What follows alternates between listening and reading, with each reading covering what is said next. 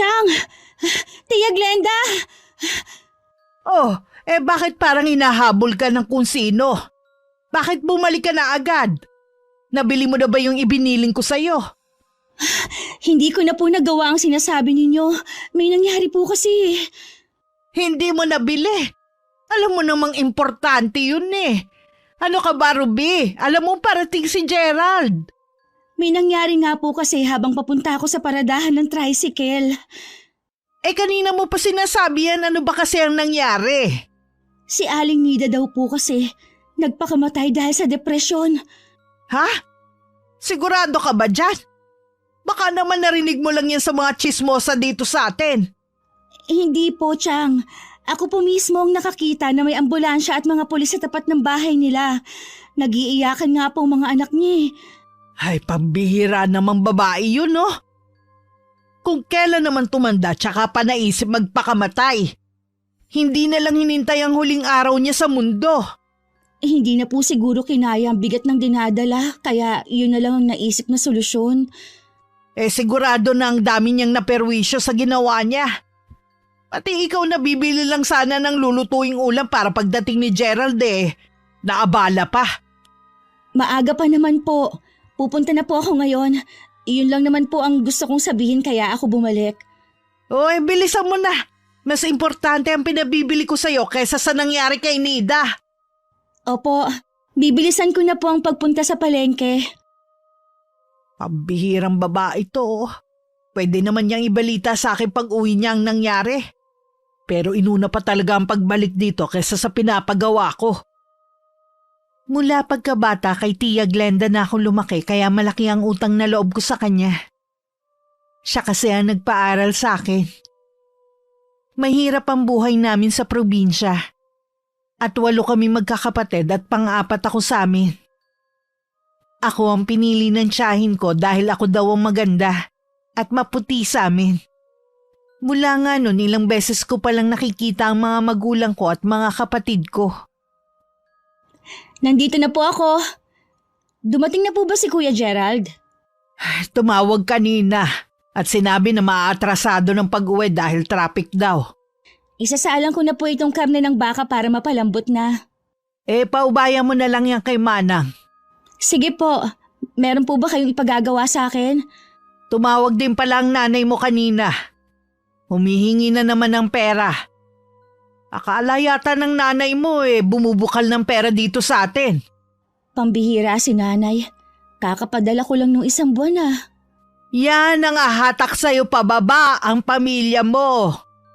Imbis na hintayin ka munang umasenso iniasa na sa'yo lahat. Kaya ikaw pag-isipan mo kung sinong kakasamahin mo sa buhay ha. Oras na malaman ko na kung sino lang ang magugustuhan mo palalayasin kita sa bahay ko. May pangarap pa po ako at hindi kasama doon ang pag-aasawa ng mahirap. Ganyan dapat. Hindi yung tutulad ka sa nanay mo na wala nang ginawa kundi bumukha ka noong araw. Ang resulta, ang dami ninyong magkakapatid. Ibahin niyo naman po ako sa nanay ko. Wala po siyang pakialam sa amin ng mga kapatid ko. Puro sarili lang ang iniisip. Basta sumunod ka lang sa akin. Babaguhin natin ang buhay mo. Oo naman po, Tia Glenda. Lahat po ng sasabihin ninyo, susundin ko dahil alam kong para sa kabutihan ko rin po yon. Yan ang gusto ko sa iyo Kaya talaga nagkakasundo tayo. Siya nga pala. May narinig ka pa bang balita sa nangyari kay Nida kaninang paglabas mo? Wala na po, Chang. Sumakay po kasi ako ng tricycle mula palengke hanggang dito. Bakit niyo po tinatanong? Naalala ko kasi ang huli namin pag-uusap Di ba malaki ang utang niya sa akin? Hindi pala alam ng asawa at mga anak niya. Sabi mo kasi na-depress. Hindi kaya dahil doon. Alam naman po niya na ang obligasyon niya sa inyo. Huwag lang po nila kayo idadawit sa pagkamatay ni Aling Nida. Iniisip ko nga kung saan kaya siya kumuha ng ipinambayad sa akin. Huwag niyo na pong isipin yon. Ang mahalaga bayad na siya sa inyo. Nakakagulat nga lang po talaga na malaman na ginawa niya yon. Kilala kasi siya sa pagiging kalog dito sa atin. Kaya ako lang naman nasabi sa iyo dahil bigla kasi kong kinabahan. Wala pong dapat kayong ikatakot. Nakatulong pa nga po kayo sa kanya eh. Tama ka dyan, Iha. Bakit ba kasi ako nag-aalala ng walang dahilan? Huwag na nating pag-usapan ng patay. Magpapadala na lang ako ng bulaklak at konting abuloy. Hindi na ako pupunta. Mabuti pa nga po na ganyan na lang ang gawin ninyo. Hindi rin po ako pupunta. Lampas na ng tanghalian nang dumating si Kuya Gerald. Masaya siyang sinalubong ng yakap ng tiyahin ko. Sa Maynila siya nagtatrabaho at isang beses lang sa isang buwan kung umuwi dito sa amin. Kaya gusto ni Tia Glenda na laging espesyal ng pagkain na madarat na ng anak tuwing uuwi. Kumain ka lang, iho, ha? Pinaluto ko talaga yan kay Manang Fe para sa'yo. Ito talagang namimiss ko eh, ang lutong bahay. Ano bang kinakain mo sa Maynila, ha? Madalas po sa restaurant po ako kumakain o di kaya puro instant. Alam niyo naman po na wala na akong oras para magluto. Baka naman magkasakit ka naman sa kinakain mo, iho. Pinipili ko naman po yung kinakain ko. Malaki naman ang sahod mo, ah. Bakit hindi ka kumuha ng kasambahay para magluluto sa'yo? Ma, hindi na po kailangan. Kaya ko naman po ang sarili ko eh. Tsaka ayoko po ng ibang tao sa tinitirhan ko. Sa bagay nga. Tsaka mahirap din na magtiwala sa ibang tao. Ikaw, Ruby, kumusta ka naman? Doon ka pa rin ba sa munisipyo nagtatrabaho? Oo kuya, doon pa rin ako. Wala ka bang balak na mag-apply sa ibang trabaho? Yung malaking sahod? May plano naman. Naghahanap na nga ako eh. Kaya lang naman ako pumasok sa munisipyo para hindi ako mabakante. Alam mo naman na kailangan ko rin magpadala sa amin. Magtatanong ako sa mga kakilala ko kung may alam silang pwede mong pasukan. Salamat kuya. Tatanawin ko malaking utang na loob ang gagawin mo. Kung hindi naman kako siya makakakuha ng magandang trabaho, maghanap na lang kako siya ng mayamang mapapangasawa. Sayang ang ganda at pinag-aralan niya kung sa tambay lang siya mapupunta. Hayaan na po natin si Ruby magdesisyon kung sino ang gusto niyang kakasamahin sa buhay. Hindi pwede, iho.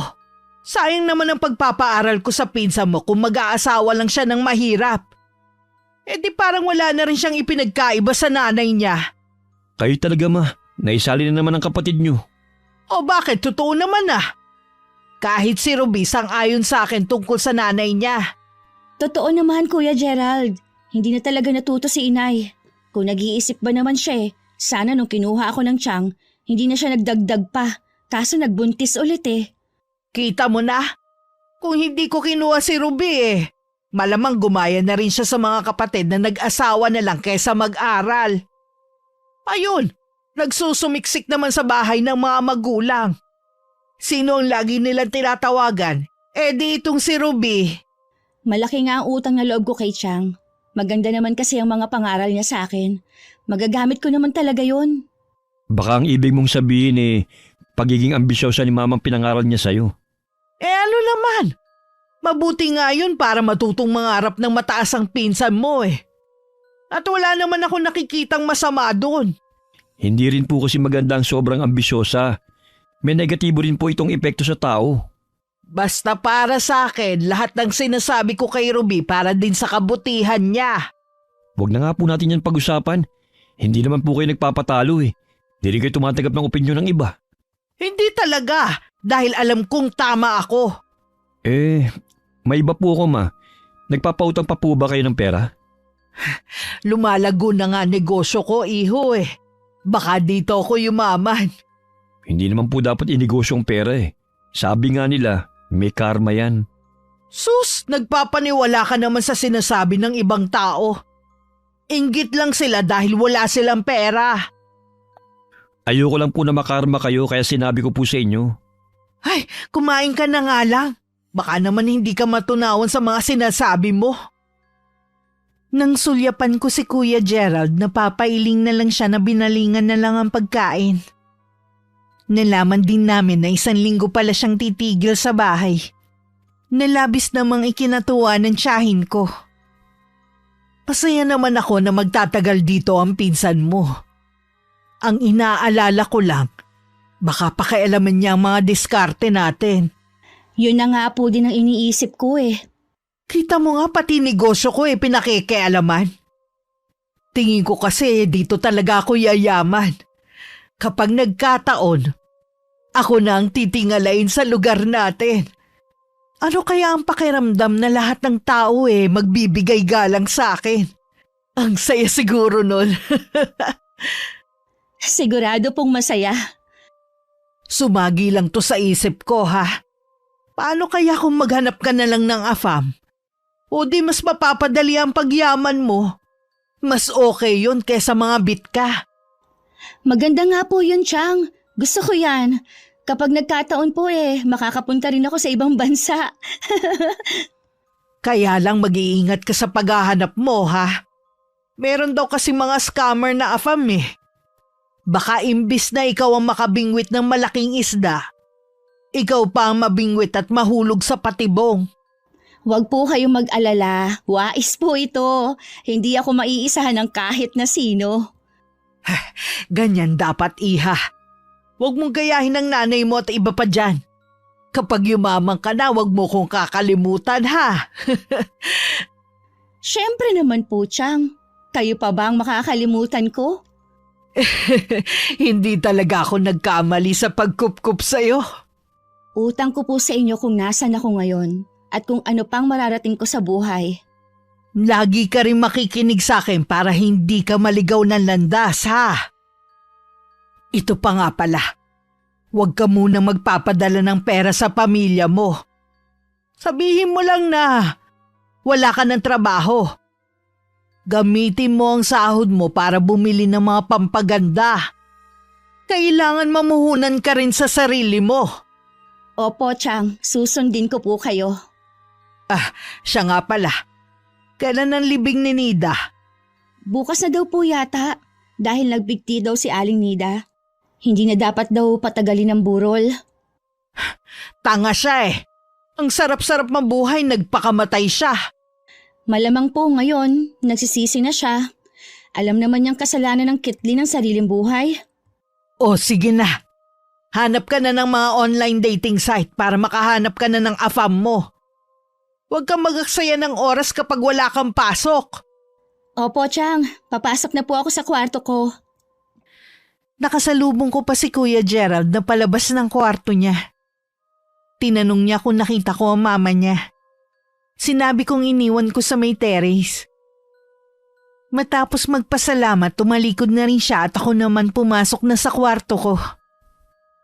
Oh, akala ko ba magpapahinga ka muna?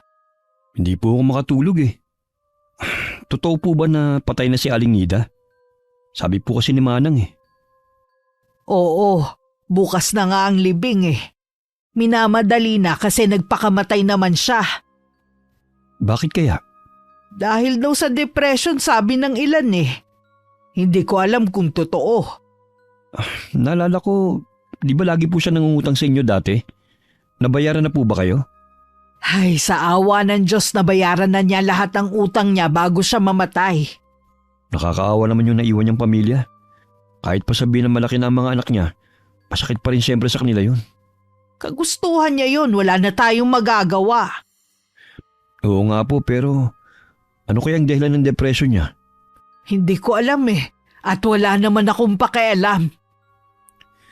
Kayo talaga ma, hindi kayo marunong makisimpatiya. Dati naman kayong malapit kay Aling Nida. Sa wala nga akong pakialam Alangan namang pilitin ko ang sarili ko. Kung bukas na po ang libing, pupunta po ako ngayon para makiramay. Kung ako nga nasabi mo naging malapit kay Nida, hindi pupunta. Ikaw pa kaya na hindi naman malapit sa pamilyang yon. Kabarangay po natin sila. Natural lang po na makiramay ako.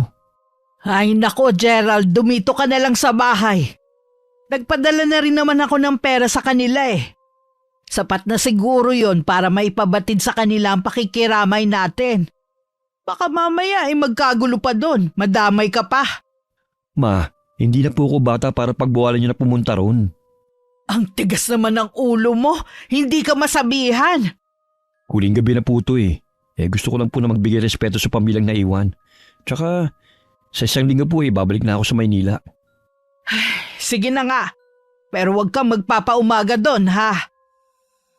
Nang dumating si Kuya Gerald sa bahay ni na Aling Nida, kahit maaga pa nun marami ng mga tao. Una niyang nilapitan si Mang Jacinto na nasa tabi ng kabaong ng yumaong asawa. Tinanggap naman ito ang pakikiramay ng binata, pero hindi na umimik pa. Nauunawaan naman yun ni Kuya Gerald. Naupo na lang siya sa isang sulok na malayo sa karamihan.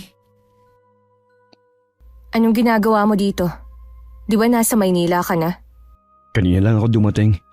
Nabalitaan ko na patay ng nanay mo kaya nagpunta ako rito. Tanggapin mong taos-puso kong pakikiramay sa pamilya mo. Hindi ka na sana nagpunta. Nagpadala na rin naman ng mama mo ng pera. Iba naman yun. Mas okay pa rin kung nandito ako.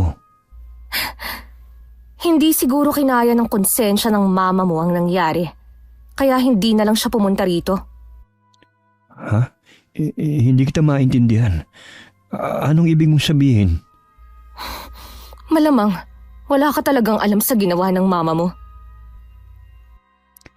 Anong kinalaman ni mama sa nangyari sa nanay mo? Siya kasi yung dahilan kung bakit nagpakamatay ang inay. Ha? Paano ang mama ko? Dahil ba sa utang? Huwag na lang nating pag-usapan.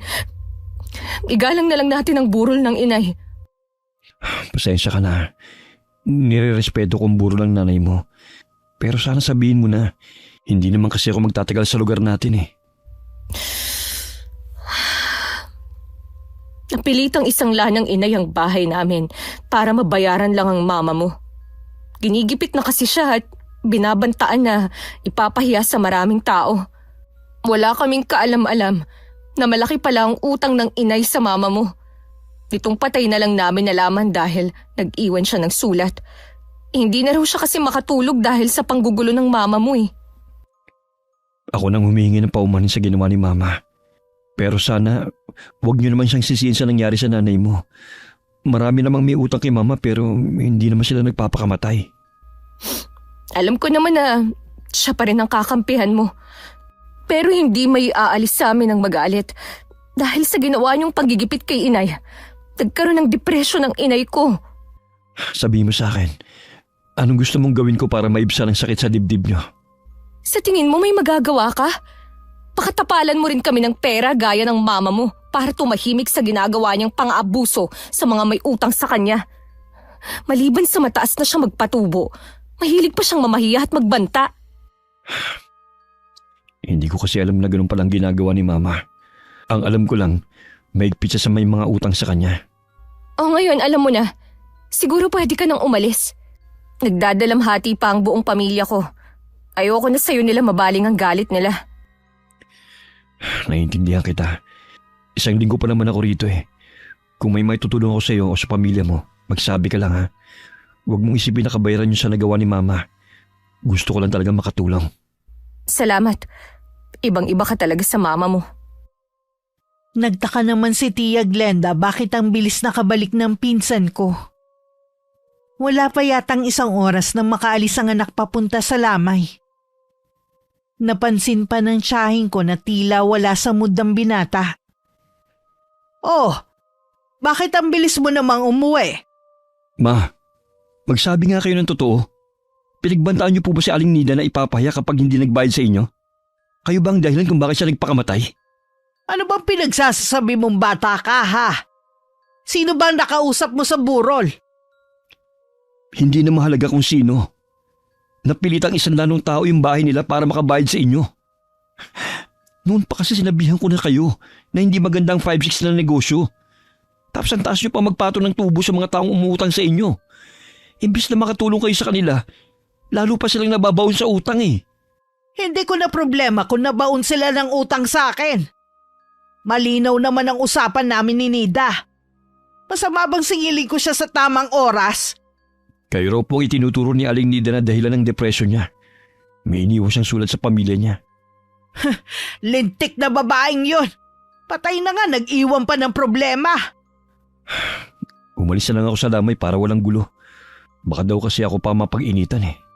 Kung ako palang sinisisi nila, Bakit pa nila tinanggap ang perang abuloy galing sa akin?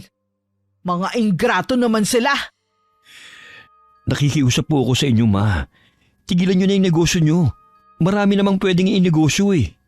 Naku Gerald, wag mo akong utusan ha. Ang mabuti mong gawin, mag-focus ka sa trabaho mo para lalo kang umasenso. Akala mo ba natutuwa ako sa sahod mo? Ang gusto ko, mas malaki pa ang sahurin mo. Akala nyo po ba ganun ang kadali ang trabaho ko? At isa pa, masaya naman ako sa ganito eh. Kung hindi po kayo nasisiyan sa sahod ko, ako po kontento na ako. Ano bang klaseng katwiran yan ha, Gerald? Hindi ka pwedeng makontento lang sa kung anong meron ka ngayon. Pati kasi ako gusto nyong isali sa pagiging ambisyosa nyo eh. Bakit hindi? Anak kita. Tingnan mo si Ruby. Laging sinusunod ang mga sinasabi ko. Tapos ikaw na anak ko susuway sa akin? Paano? Tinuruan nyo na maging ambisyosa ang pinsan ko. Tinuruan ko lang siya kung paano mangarap ng mataas. Para din naman sa kanya yun eh. At para din sa inyo. Dahil alam nyo na makikinabang kayo. Sana lang hindi mapahamak si Ruby sa mga pinaplano nyo. Bakit ko naman ipapahamak ang pinsan mo, Aber? Grabe ka talaga mag-isip pa. Nag-aalala lang po ako sa kanya. Baka kasi napipilitan lang siyang sumunod sa inyo dahil sa pagtanaw ng utang na loob. Huwag mo na lang kaming intindihin. Imbis na matuwa ako na nandito ka sa bahay para tuloy sumakit pa ang ulo ko. Kung ayaw nyo na nandito ako, hindi babalik na lang ako sa Maynila. Wala naman akong sinasabi na bumalik ka na ng Maynila Ang sakin lang, habang nandito ka, mag-enjoy ka na lang. Gawin mo yung hindi mo nagagawa doon. Sige po. Huwag naman sanang sasama ang loob mo sa akin ha, anak. Alam mo na puro kabutihan nyo lang ni Ruby ang iniisip ko Alam ko naman po yun, Ma. Kung may malasakit kayo sa amin, ganun din ako sa inyo. Huwag nyo rin po sanang mamasamayin ang sinasabi ko. Oh siya, maiwan na kita ha. Naalala ko may gagawin pa pala ako sa kwarto ko Napansin ng tiyahin ko na madalas umaalis ng bahay si Kuya Gerald. Minsan hindi na namin siya nakakasabay sa pagkain. Katulad ng araw na yun. Umaga pa lang nagpaalam ng lalabas lang at mag-iikot-ikot. Alam mo ba kung saan nagpupunta si Gerald? Hindi ko po alam, Chang. Wala naman po kasi siyang nababanggit sa akin Baka kasi mamaya kung sino ang sinasamahan na taga rito Kung meron man po, baka yung dating mga ka-eskwela ang pinupuntahan ni Kuya Gerald. Sino kaya sa kanila? Halos lahat kasi ng mga kaskwela niya mga pamilyado na. Wala naman po sigurong masamang mangyayari kay Kuya Gerald dito sa atin.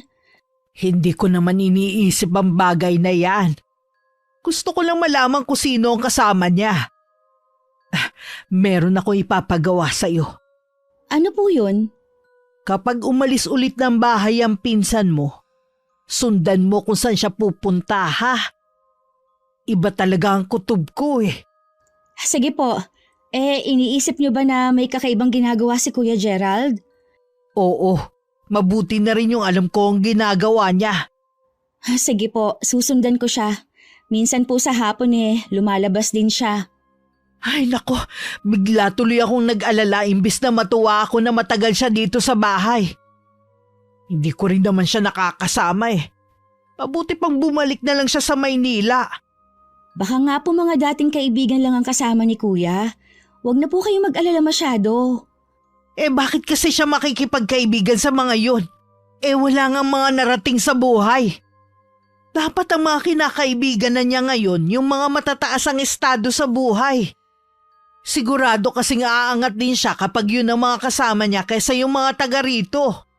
Pagbalik naman po ni Kuya Gerald sa Maynila, hindi na po niya makakasama ang mga taga rito. Ay, sa bagay, yun na nga lang ang pakonsuelo ko. Basta, sundan mo pa rin siya ha. Opo, Chang. Kumusta na nga pala ang pinagagawa ko sa'yo? Nakahanap ka na ba ng afa? Wala pa po, Chang Ang hirap po pala. Baka naman kulang ka sa diskarte. Sinusunod ko naman po ang inuutos niyo sa akin Baka hindi pa lang to ang tamang panahon para sa'yo. Basta huwag ka lang susuko, ha? Opo, lahat po gagawin ko para makaahon sa hirap. Kinabukasan dahil wala naman akong pasok, hinintay ko lang na umalis si Kuya Gerald. At saka ako siya sinundan. Tiniyak ko pang malayo ang distansya namin para hindi niya ako mapansin. Kung titingnan para lang siyang naglilibot. Habang tumatagal, kinukutuban na ako kung saan talaga papunta si Kuya Gerald. Ay, totoo ba itong nakikita ko? Sa bahay na yun pumunta si Kuya Gerald. Magkasama sila ni Rona. Saan sila pupunta? Bakit sila sumakay ng tricycle? Parang may relasyon sila. Kailangan tong malaman ni Tia Glenda. Nang makaalis ang tricycle na sinasakyan ng dalawa at dumaan sa tapat ko, tsaka naman ako nagmadaling umuwi. Nang makarating sa bahay, tila hinihintay talaga ako ni Tia Glenda. Sinabi ko naman lahat na nakita ko. Habang nagsasalita nga ako, unti-unting nalukot ang mukha ng tiyahin ko. Sigurado ka ba sa nakita mo, ha? Opo, Chang. Kitang-kita ko po kung gaano sila kalapit. Parang may relasyon po sila. Gaano sila kalapit sa isa't isa? Ipakita mo nga. Ganito po. Sobrang dikit na po ng mga katawan nila na halos hindi na madaanan ng hangin. Ganyan pala sila kalapit ng babaeng yun, ha? Humanda sa akin ng Gerald na yun pag uwi niya mamaya. Ano pong gagawin ninyo, Chang? Ano ba sa palagay mo? Pagagalitan ko siya at paaaminin kung ano relasyon nila ng Rona na yon. Di po ba dati silang magkaklase? Baka po dahil lang doon kaya sila magkasama? Hindi ako tanga, Ruby. Alam ko may namamagitan sa kanilang dalawa. Sa dami pa talaga ng babae Yung Rona pa talaga na yun ang magugustuhan niya. Paano po kapag itinanggi ni Kuya Gerald? Hindi siya pwedeng magsinungaling sa akin. Bakit hindi na lang po ninyo kausapin ng mahinahon pagdating mamaya? Inaalala ko rin po kasi baka dahil sa Rona na yon, magkagalit kayo mag-ina. May punto ka nga, Iha. Naisip ko rin bigla baka gumaganti sa akin ng babaeng yon. Bakit naman gaganti sa inyo si Rona?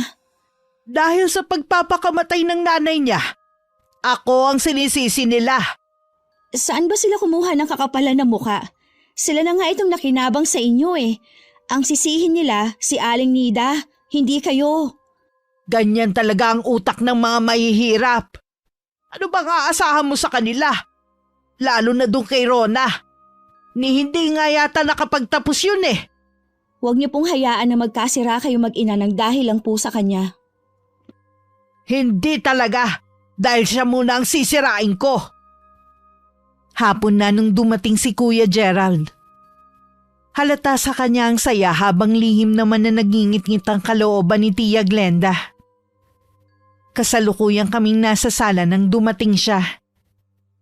Matapos sumalik at makapagmano, dediretso na sana sa kwarto nang pigilan ng ina.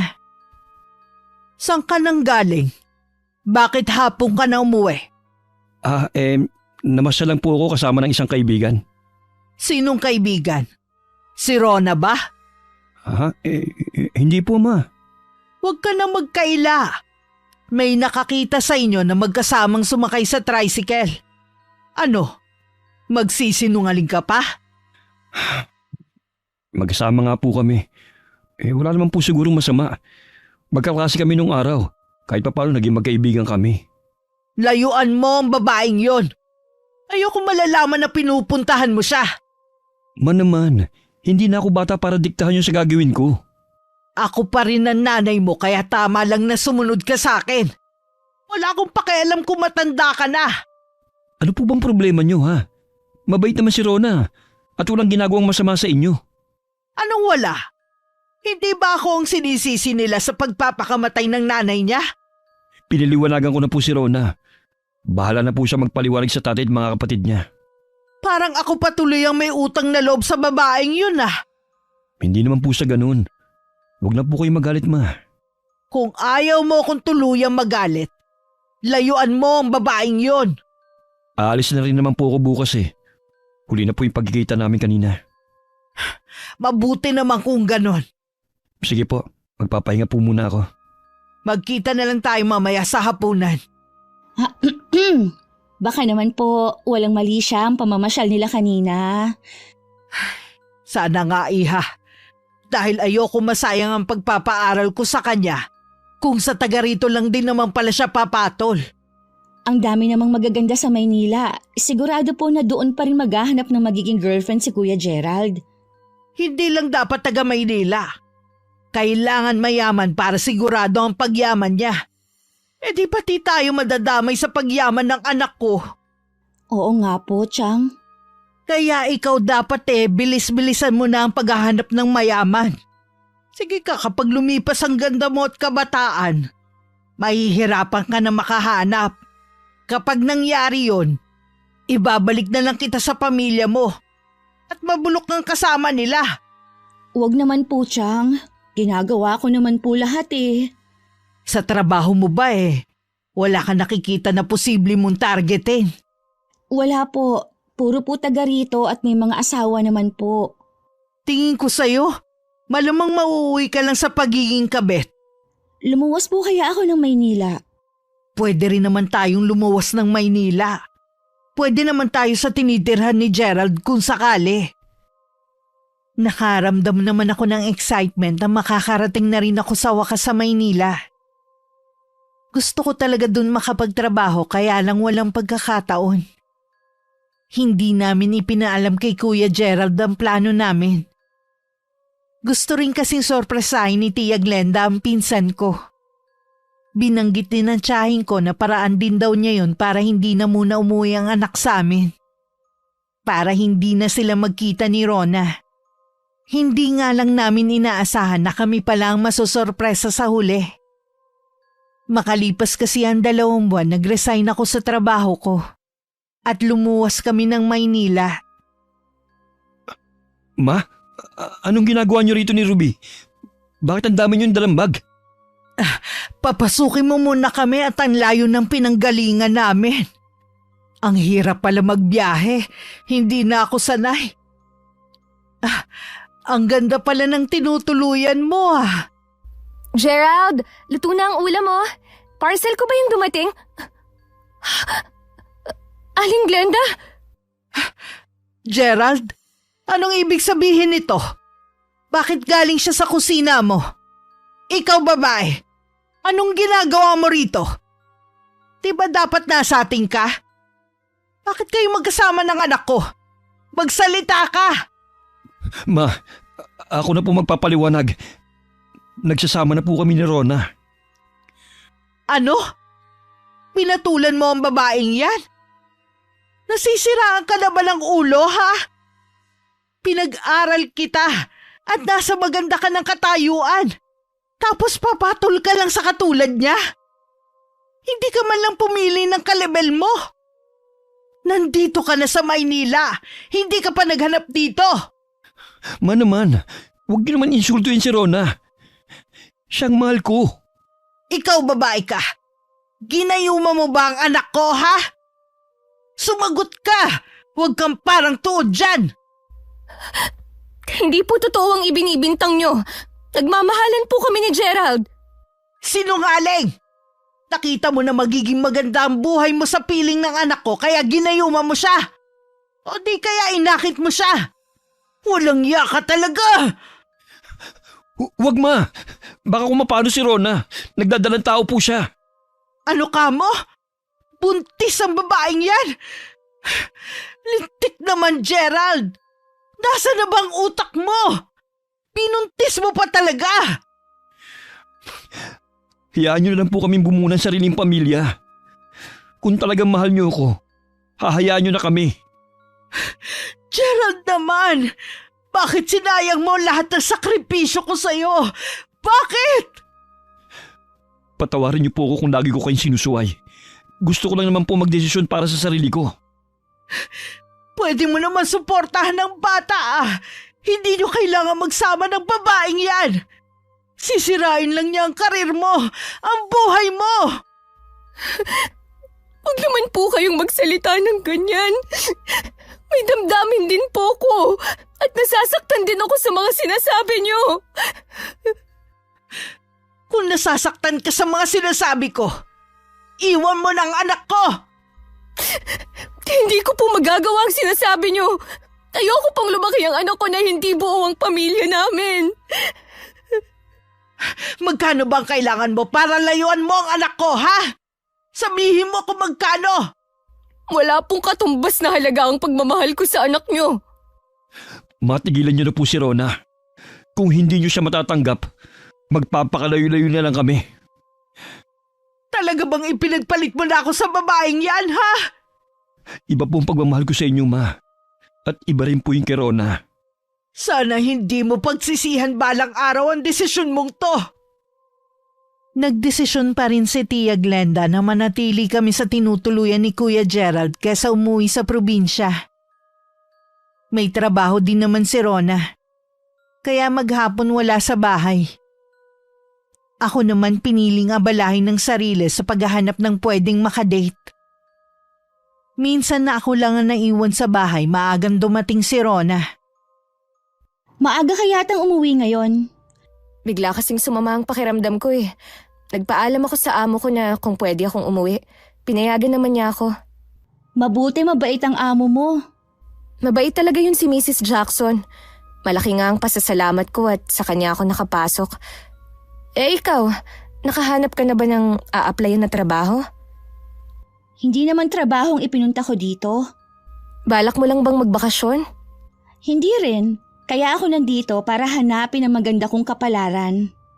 May nabanggit sa akin si Gerald. Alam mo, ang payo ko lang sa'yo to ah. Mahirap maghanap ng mayaman na seseryoso sa katulad mo dito sa lugar na to.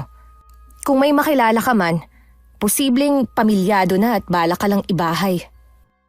Ayos lang naman basta mahango niya ako sa kahirapan ng buhay. Kung iisipin naman, hindi ka naman naghihikaw sa buhay eh. Kailangan mo lang magsikap kung meron kang nais abutin. Kailan pa yon? Sa bagal ang pag-asenso natin dito sa Pilipinas, baka puti na ang buhok ko, hindi ko pa nararanasang humiga sa pera. Hindi rin maganda ang pagiging ambisyosa, Ruby. Huwag mo sanang abutin ng imposibleng bagay. Naiinggit ka ba sa akin, ha? Bakit naman ako maiinggit sa'yo? Kahit kailan, hindi pumasok sa isip ko yung mga plano mo. Kontento ako sa buhay na meron ako. Tinuruan ako ng mga magulang namin na makontento sa kung anong meron. Ang sabihin mo, wala ka lang pagkakataon dahil alam mong wala kang mararating. Kaya nga nagpabuntis ka na lang kay Kuya Gerald para may kapit ka. Wala kang karapatan na sabihin yan dahil wala ka namang alam sa amin. Anong wala? Marami akong alam sa inyo. Kung ako sa'yo, kumapit ka ng parang tuko. Dahil baka dumating ang araw, mamalayan mo na lang, wala na siya sa tabi mo. Kung meron man kayong pinaplano ng mama niya, hindi kayo magtatagumpay. Ilalaban ko si Gerald hanggang dulo. Sa pelikula lang yan nangyayari. Sa totoong buhay, madalas talo ang bida-bida na katulad mo. Hindi ka naman pala nandito para maghanap ng trabaho. Bakit hindi ka na lang bumalik sa probinsya natin? Pinapaalis mo na ba ako sa bahay na ito, ha?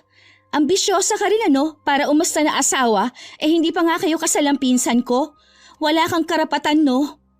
Sinasabi ko lang to para magkaroon ng katahimikan ng bahay na to. Alam ko naman na pare-pareho tayong naiilang sa isa't isa eh.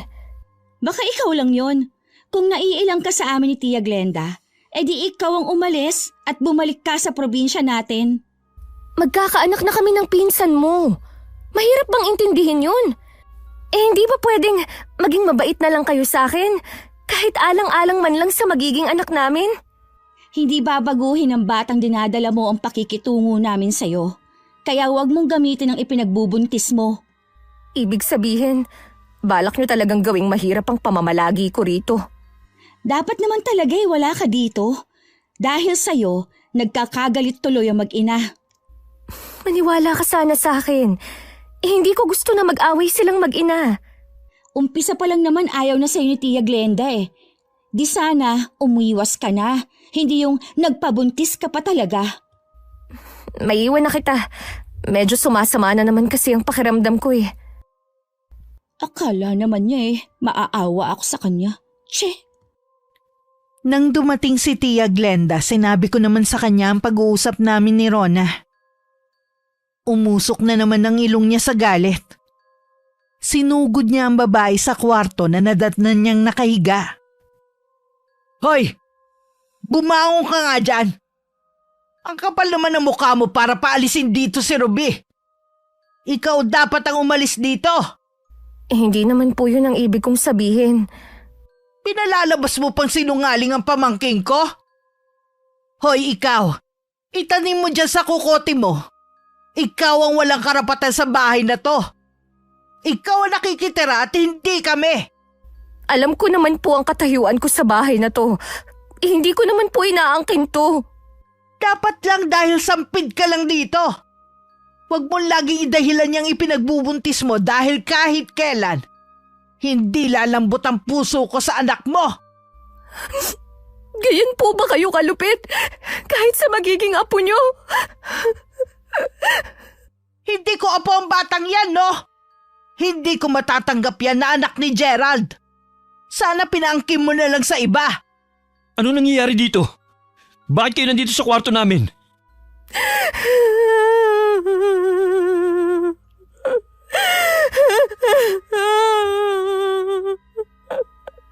Pagsabihan mo ang babaeng yan. Akala mo kung sino na umasta porque itinira mo siya rito. Tama na po, ma. Masaya magbuntis si Rona. Baka mapano siya na magiging anak namin. Wala akong pakialam. Matuto siyang lumugar sa bahay na to. Ano po ba kasing ikinagagalit nyo? Gusto lang naman niyang paalisin si Ruby rito. Hindi po yun ang ibig kong sabihin. Sinungaling kang babae ka. Tahimik lang si Ruby, pinakikialaman mo pa. Tama na po, ma. Pwede naman kasi itong pag-usapan na maayos eh. Hindi nyo kailangan magalit ng ganyan kay Rona. Dahil lang naman sa babaeng yan eh. Kaya tayo nagkakagulo. Kung wala na rin lang namang katahimikan sa bahay na ito, mabuti pa nga na umuwi na lang kayo ni Ruby sa probinsya. Kami pa paalisin mo sa bahay na to? Mas pinipili mo ang babaeng yan kaysa sa akin na ina mo? Wala naman kasi kayong ginagawa dito eh. Tsaka, ayoko po na lagi niyong inaaway ang asawa ko. Anong asawa? Hindi pa kayo kasal. Kaya wala ka pang karapatan na tawagin siyang asawa. Plano na po namin magpakasal sa lalong madaling panahon. Hindi ako papayag. Mamamatay muna ako bago mo siya mapakasalan. Nagmatigas naman si Tia Glenda. Kahit anong pakiusap ng pinsan ko na umuwi na kami, hindi talaga siya nagpatinag. Nagkasundo na lang lahat na hindi na namin pakikialaman ni kakausapin si Rona. Wala namang problema sa akin. Dahil ayoko rin naman siyang kausapin. Sa tagal ng paghahanap ko ng afam sa dating site, sa wakas may nakilala na ako. At handa siyang pumunta dito sa Pilipinas para makipagkita sa akin. Sabi ko na nga ba makakahanap ka rin. Sipag at tiyaga lang talaga sa paghahanap. Sa wakas, nagbunga na rin ang ginagawa natin. Kailan daw ang punta niya rito sa atin? Wala pa po siyang sinabi, pero gusto raw niya sa lalong madaling panahon. Dumaan ba naman sa masusing screening mo? Baka mamaya scammer yan. Opo, Chang. Tingin ko naman po hindi siya nanloloko dahil gusto niya laging video call. Mabuti naman. Akala ko mauwi ka na lang sa pagiging kabit Hindi po yun ang nakatadhana sa akin. Si Steve po ang babago ng kapalaran ko. Tama ka, Iha. Ruby, halata ba sa itsura ko na matanda na ako? Hindi pa naman po. Mukha pa po kayong bata sa totoo niyong edad. Bakit niya po naitanong? Baka naman pwede mong kausapin si Steve. Baka meron siya kaibigan na pwede niyang ipakilala sa akin. Sige po, Chang. Isisingit ko po sa pag-uusap namin. Salamat, Ruby. Kapag nagkataon pareho na tayo makakarating sa ibang bansa. Oo nga po, iiwan na natin ang kahirapan dito. Kailangan ko pala magpaganda rin. Maganda na naman po kayo, Chang. Lalo na nung kabataan ko, no? Kaya nga gwapo ang pinsan mo eh. Sa akin siya nagmana ng itsura. Hindi nga lang marunong pumili ng kakasamahin. Sayang nga po eh, may kapatid pa naman si Steve. Yun daw po ang pabalik-balik na dito sa atin. Pwede sana yun ireto kay Kuya Gerald eh. Nakita mo na ba?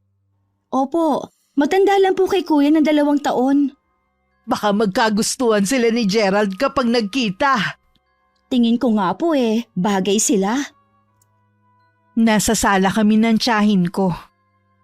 Huli na nang mapansin namin na nasa kusina lang pala si Rona. Batid namin na narinig niya lahat ng pinag-uusapan namin ni Tia Glenda. Nagkibit balikat lang ang tiyahin ko. Parang baliwala lang sa kanya. Bakit ba kailangang maghanap ng mayamang mapapangasawa ni Ruby? Kung pwede naman siyang magsumika para yumaman. Aba, may tinapos naman siya. Pwedeng mabagal sa umpisa, pero kung matyaga siya, tsak naman ang kanyang pag-asenso. Mahirap kasi ang buhay nila sa probinsya ng tatay niya. Siguro yun lang ang nakikita niyang paraan para umangat sa buhay at matulungan ng pamilya niya. Hindi ba niya naiisip na bihirang nagtatagumpay sa ganyang gawain? Paano kung paasahin lang siya? Si mama kasi nag-iimpluwensya sa pinsan ko eh. Pareho nga silang mga ambisyosa. Gustong abutin ang imposible. Sana naman, ang mahanap ni Ruby na afam seseryosohin talaga siya. Matagal na rin pala siyang naghahanap eh. Nasa probinsya pa tayo, ginagawa niya na yun. Kasabot nga niya si mama. Ang ayoko lang kapag naririnig ko si mama na sinasabihan si Ruby na kahit may asawa basta may pera. May sarili namang isip si Ruby. Nasa kanya na yun kung susundin ba niya o gusto pa rin niyang mamuhay ng may dignidad. May sasabihin nga pala ako sa'yo. Ano yun? Kung halimbawa bang umuwi tayo ng probinsya, ayos lang sa'yo. Oo naman. Kaya lang, saan naman tayo titira? Alam mo naman na tutol din sa relasyon natin ng itay. Hindi tayo pwedeng sa bahay namin kahit mag-isa na lang doon ang itay ko. Di sa bahay namin, malaki naman yun eh. Tsaka sa papa ko yun at ako lang ang magmamana sa bahay na yun. Buti sana kung payagan tayo ng mama mo. Wala naman siyang magagawa eh. Bago mamatay ang papa ko nun, sa akin na nakapangalan ng bahay doon. Teka lang muna, bakit mo sinasabi yan eh? May trabaho ka rito. Wala na kasi akong trabaho, Rona eh. Ha? Bakit naman? Lagi kasi kaming nagkakainitan ng katrabaho ko dahil sa ugali niya. Kanina nagtalo na naman kami. Nasunto ko na siya. Kahit sino siguro ang nasa katayuan mo, hindi na rin makakapagtimpi. Ilang taon na kasi ako nagtitiis sa ginagawa niya sa akin eh. Kanina, nagdilim na talaga yung paningin ko. Sorry ha. Bakit ka naman nagsusorry sa akin? Imbis na magtiis na lang kasi ako dahil buntis ka't kailangan natin ng pera. Hindi ko pa nagawa. Ano ka ba? Makakaraos din tayo. Tsaka malaki na rin ang ipon mo. Di yun muna ang gastusin natin habang wala kang trabaho. Para sana yun sa kasal natin eh. Tsaka na lang natin planuhin ang pagpapakasal. Unahin muna natin ang mas mahalaga. Sige. Ikaw na lang naman kasi ang inaalala ko eh. Ayokong isipin mo na agrabyado ka sa relasyon natin. Wala akong iniisip na ganun. Alam ko naman na lahat gagawin mo para sa akin. Salamat sa pangunawa. Kailangan ko lang sabihin kay mama na wala na akong trabaho. Maiintindihan ka naman niya siguro dahil anak ka niya. Sana nga lang hindi mauwi sa pagtatalo na naman ang pag-uusap namin. Kinabukasan si Rona lang ang pumasok sa trabaho. Nagtaka naman kami ni Tia Glenda. Bakit naiwan lang si Kuya Gerald? Wala ka bang pasok ngayon? Ma, meron po sana akong gustong sabihin. Ano yung sasabihin mo? Wala na po kasi akong trabaho eh. Kailangan na po nating umuwi sa atin. Ha? Ano ba nangyari? Bakit ka nawalan ng trabaho? Nasundo ko po yung katrabaho ko. Pareho po kami natanggal.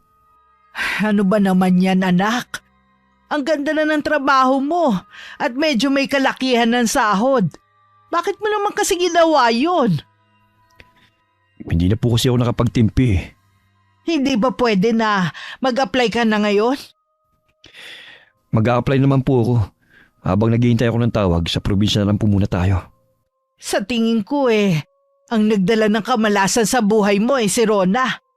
Huwag niyo naman po tawagin malas ang asawa ko. O bakit? Totoo naman siya ang malas sa buhay mo. Hindi naman pala totoo na swerte ang buntis. Para po sa akin, swerte ang asawa ko at magiging anak namin. Asawa na naman. Hindi pa nga sabi kayo kasal Para po sa akin, asawa ko na si Rona. Nagsasama na nga po kami at magkakaanak Iho, sigurado ka na ba sa desisyon mo sa babaeng yon, ha? Baka kasi nabibigla ka lang Ma, huwag niyo na po akong kumbinsi na iwan si Rona. Dahil hindi ko po gagawin yun. Hindi ka man lang gumaya kay Ruby na wala nang ginawa kundi pagbigyan ako. Lahat ng sabihin ko sinusunod niya. Kaya tignan mo ngayon, gaganda na ang buhay niya.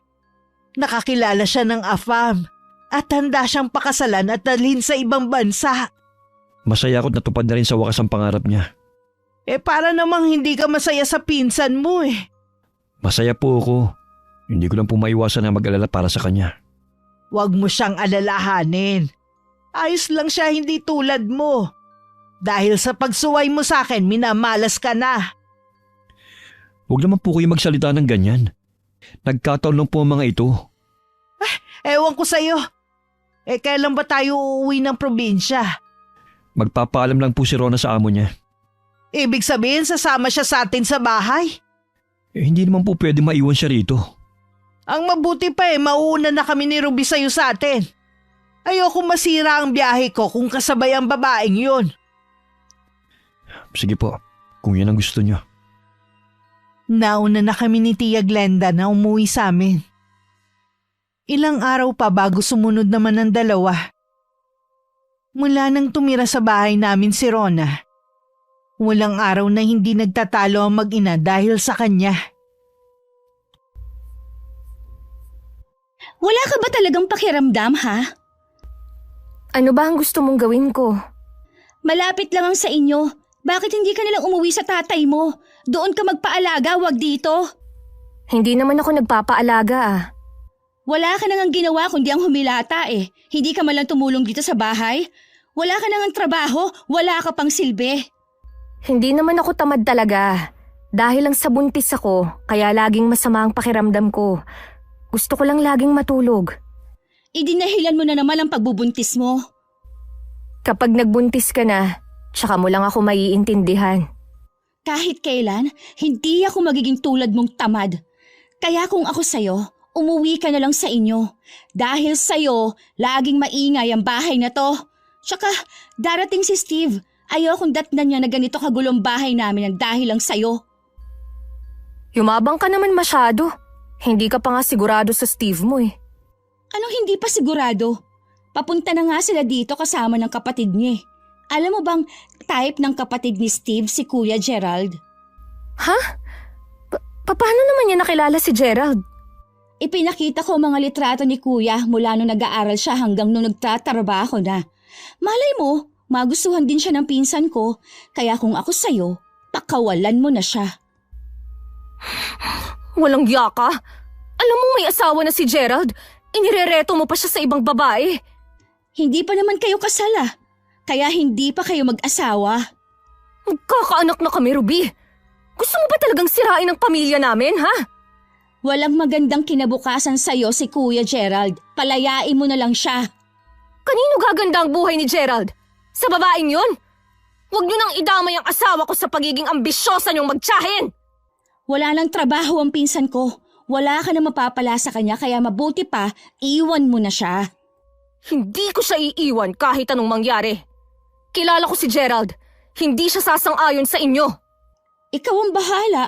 Pero asahan mo lang na hindi magiging madali ang buhay mo dito sa bahay namin.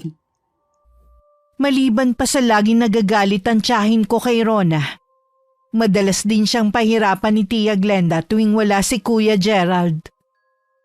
Sa lahat ng pagpapahirap sa kanya na natiling tikom ang bibig niya, hindi siya nagsusumbong sa pinsan ko. Hanggang isang araw dinugo siya at dinala sa ospital.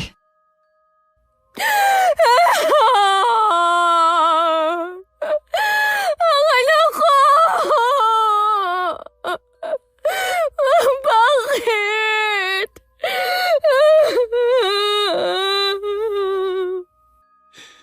Tahan na. Wala na tayong magagawa. Hanggang doon na lang talaga siya. Hindi sana mawawala ang anak natin. Kung hindi dahil sa mama mo at pinsan mo. Wala na silang ginawa, kundi pahirapan ako tuwing wala ka. Bakit hindi ka nagsusumbong sa akin? Ayoko na kasing dagdagan ng problema mo eh. Ang dami mo nang iniisip. Kahit na, dapat sinabi mo pa rin sa akin. Magiging masaya na sila. Lalo na ang mama mo. Wala nagdahilan para magsama pa tayo. Nakikipaghiwalay ka na ba sa akin? Uuwi na ako sa tatay ko. Gusto ko nalang kalimutan ang lahat. Kahit mahirap tanggapin ang pagkawala ng anak natin. Akala ko ba mahal mo ko? Mahal kita. At hindi na yun mawawala. Pero sa ngayon, mas nangingibabaw ang galit sa puso ko. Ayoko munang makasama ka.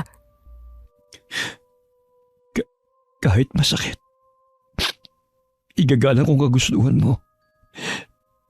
Pero hindi ako mawawalan ng pag-asa na magkakaayos pa tayo.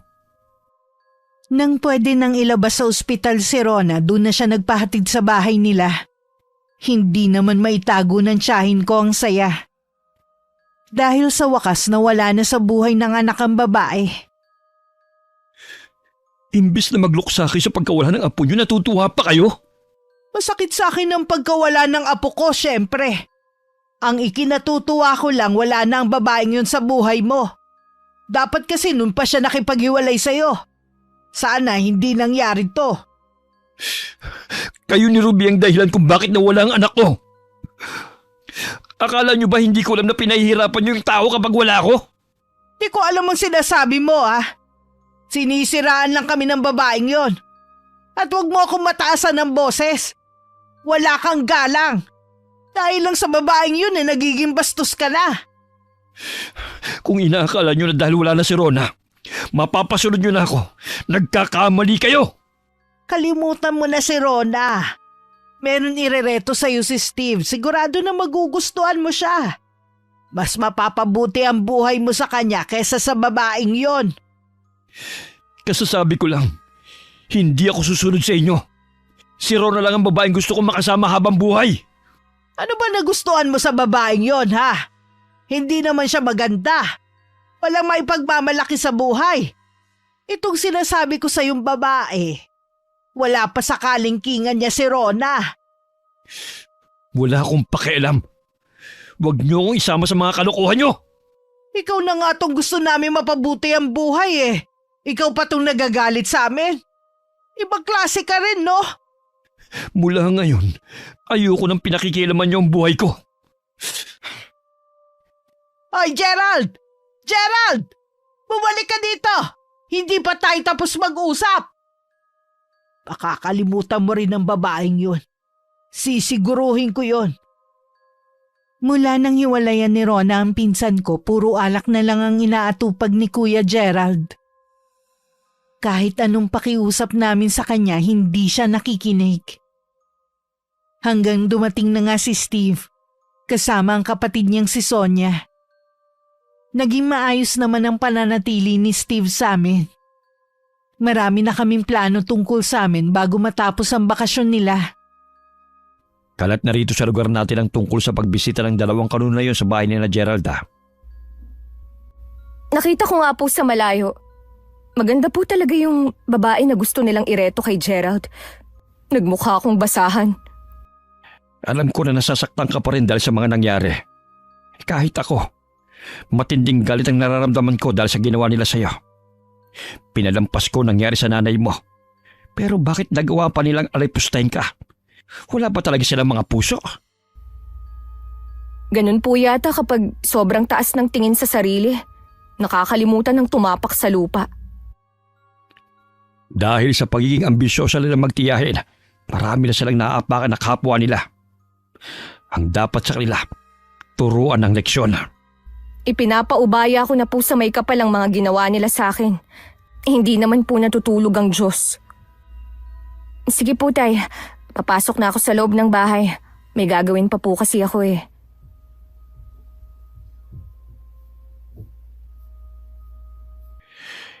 Ipaubaya mo na sa akin ang pagpaparusa sa magtiyahin na yon. Ipapalasap ko sa kanila ang aking pot. Walang magulang na basta na lamang hahayaan na maapi ang mga anak nila. Kahit nakabalik na sa bansa nila ang magkapatid, parati pa rin akong tinatawagan ni Steve. Doon ko lang napatunayan kung gaano niya ako kamahal. Samantala hanggang ng mga sandaling yun, puro alak pa rin ang inaatupag ni Kuya Gerald. Gusto mo bang magkasakit ha? Mula umaga hanggang gabi puro ka na lang inom. Wala na kayong pakialam sa akin. Babayaan niyo lang ako. Kapag nagkasakit ka, sa tingin mo sino mag-aalaga sa'yo ha? Kaya wag mo kong sigawan. Bakit hindi lang kayo mawala sa harapan ko? Habalan na kayo eh. Wala ka talagang kwenta. Imbis na tulungan mo yung sarili mo, lalo mo pang inilulubog ng dahil lang sa babaeng yon. Hindi mo na lang kasi gustuhin si Sonia. Pareho kayo ni Ruby na makakarating sa ibang bansa nang walang kahirap-hirap. Wisit.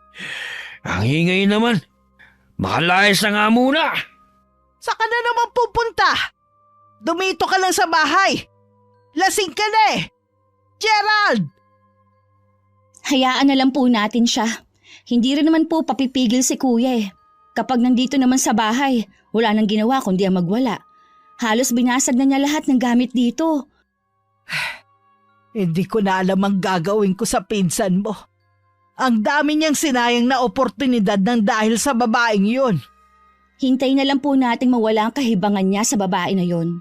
Balang araw, magigising din po siya sa katotohanan na hindi sila bagay ni Rona. Sana nga iha. Pagod na rin kasi ako sa pinsan mo eh. Aray! Bakit po, Chang? Masakit po ba ang dibdib ninyo? Para kasing may libo-libong karayom man tumutusok sa dibdib ko eh.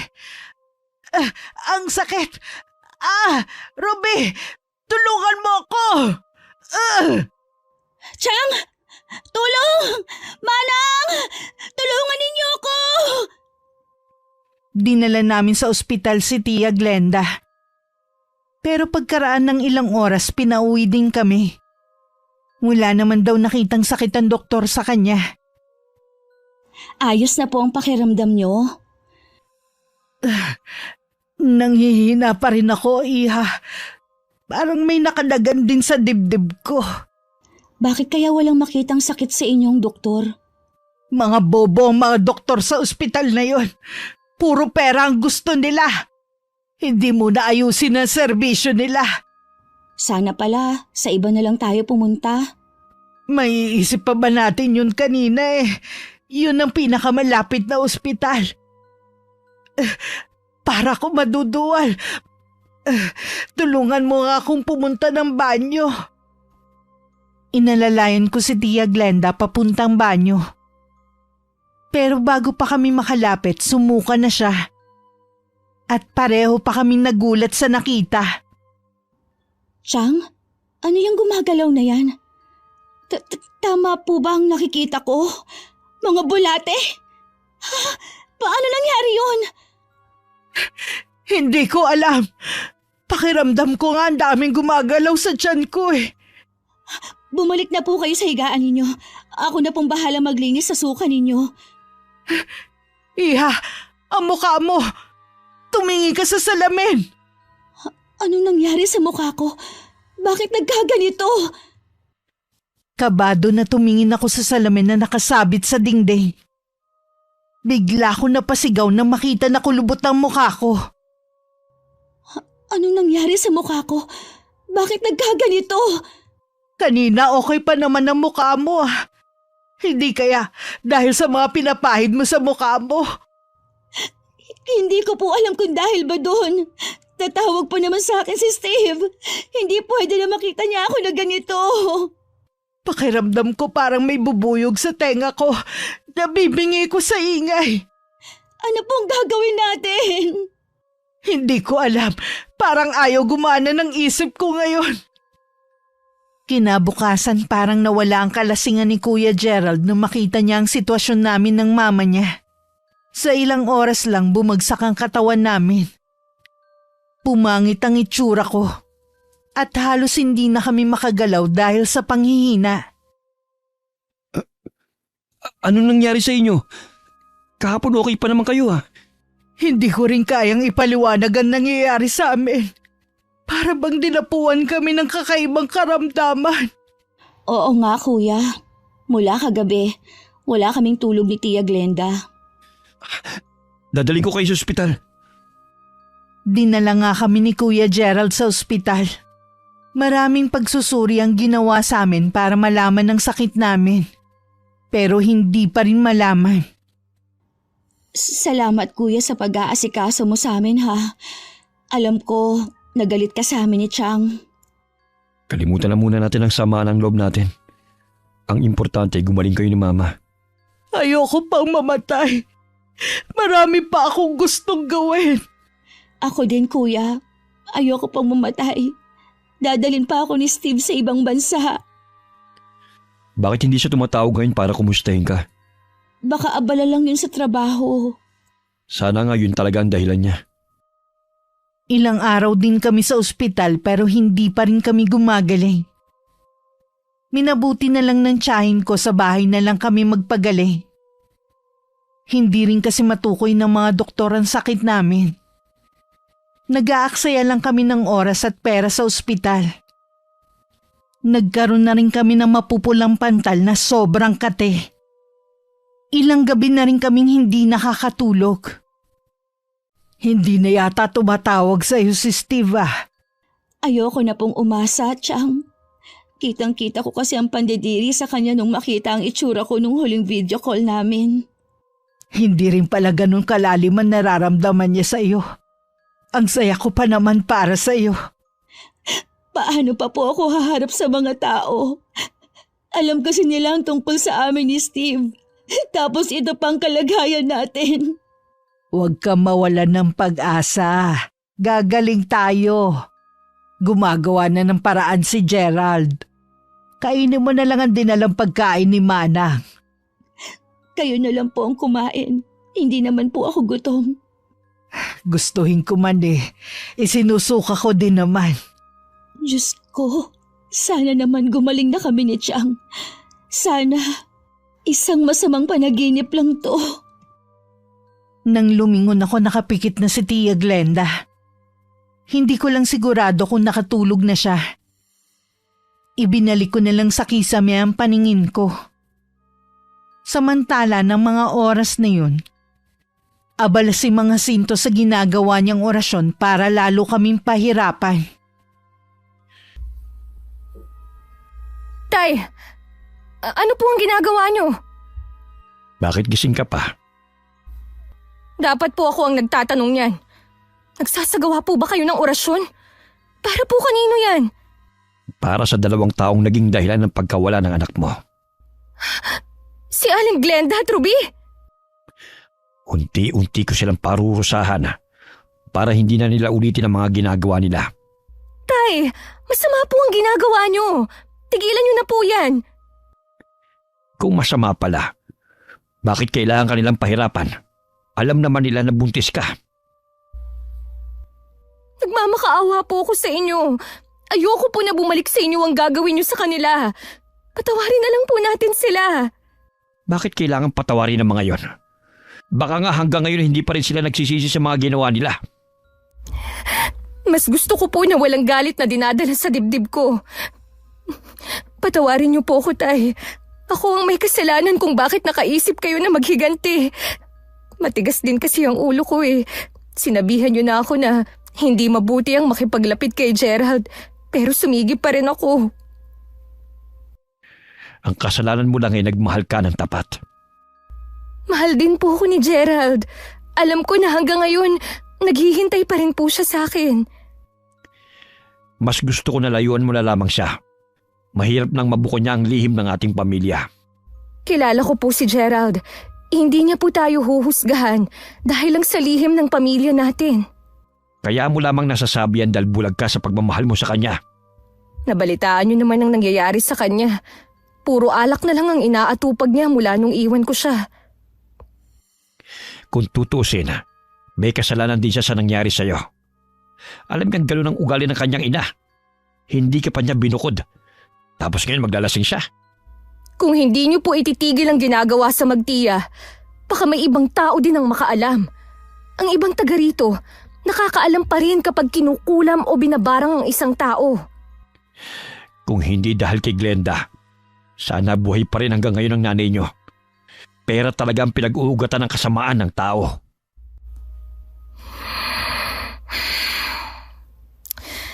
Alam ko po na hanggang ngayon, nagluluksa pa rin kayo sa pagkamatay ni Inay. Pero kailangan na po nating tanggapin na wala na siya. Hindi po tayo makakausad kung lagi tayong nagpapatali sa nakaraan. Kahit po may ambag si Aling Glenda para magkaroon ng depresyon ang Inay, desisyon pa rin ng Inay na kitlin na lang ang buhay niya dahil nahihiya siya sa atin. Kung paano niya haharapin ang mga tanong natin. Mabuti ka pa. Malawak ang pangunawa. Samantalang ako nabulag na ng galit. Pasensya ka na, anak. Ayoko maging hadlang sa kaligayahan niyo ng mga anak ko. Kung gusto mo makipagbalikan kay Gerald, hindi kita pipigilan. Salamat naman at naliwanagan na rin kayo. Babawiin ko ng sumpa na ibinigay ko sa Magtiyahin. Sana mapatawad nila ako sa ginawa ko. Nang mga oras na yung panay ang dasal ko sa isip, humihingi din ako ng kapatawaran sa lahat ng mga taong nagawan ko ng masama. Pakiramdam ko kasi malapit na ang katapusan ko. Dahil kung ano-ano na ang nakikita ko. Bigla ko rin naalala ang pamilya ko. Patawarin niyo po ako kung ilang beses ko kayong binaliwala. Kayo ang pamilya ko pero mas pinili kong talikuran kayo. Kung pwede ko lang sanang ibalik ang nakaraan. Nasa huli talaga ang pagsisisi. Nang sulyapan ko si Tia Glenda nang ilabot ako nang makita ang malaking alupihan sa ilalim ng kumot niya. Mariin na lang ako napapikit. Naramdaman ko rin na may mga insekto na gumagapang sa binti ko. Impit na lang akong napaiyak. Wala rin naman akong magawa dahil wala na rin akong natitirang lakas.